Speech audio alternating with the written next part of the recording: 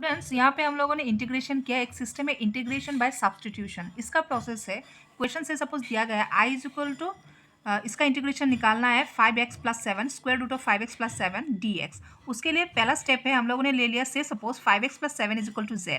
तो उसी पार्ट को हम लोग को डिफरेंशिएट करना होगा, तो लिखना होगा differentiating both sides and we get ddx of 5x plus 7। मतलब इसी पार्ट को हम लोग को क्या करना है, ddx करना है। तो 5 कॉन्स्टेंट है, आगे आएगा ddx ऑफ x, ये 1 है, 1 होगा तो 5 इंटू 1 1 हो गया। And 7 D D x of constant का जब आप डी डी एक्स निकालोगे तो इसका क्या होता है, 0 होता है। तो अल्टीमेटली ये क्या होगा, ओनली 5 कॉन्स्टेंट आ गया। D D x of x मतलब ये 1, तो अल्टीमेटली ये 5 होगा, इसका 5 और इसका 0, तो 5 प्लस 0 अल्टीमेटली दिस इज 0।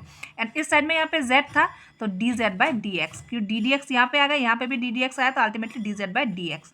तो 5 is equal to d z by d x, ये क्रॉस मल्टीप्लीकेशन होगा, तो 5 into d x, 5 into d x, d z यहाँ पे रह गया। तो d x is equal to ये 5 यहाँ पे मल्टीप्लाई हो रहा था, इस साइड में आएगा तो डिवाइड होगा, तो डी जेड बाई 5।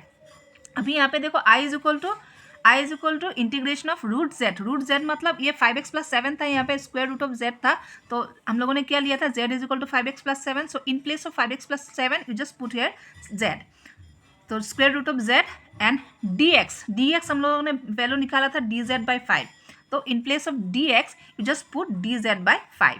तो 1/5 कॉन्स्टेंट है, ये कॉन्स्टेंट आगे आ जाएगा, remains what, square root of z dz।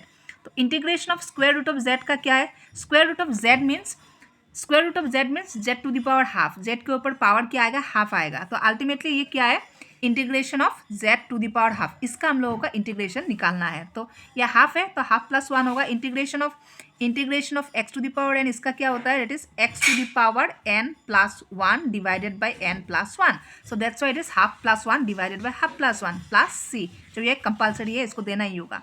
तो z हाफ प्लस 1 का वैल्यू होगा 3/2 and divided by half plus 1 is 3/2। तो ये 3/2 अगर ऊपर आएगा तो 2/3 हो जाएगा, सो 2/3 हो गया, 5 के साथ ये इंटू हो गया, एंड ये z to the power 3/2 plus c। So 2 divided by 15, 5 into 3 it is 15 and z to the power 3/2 plus c।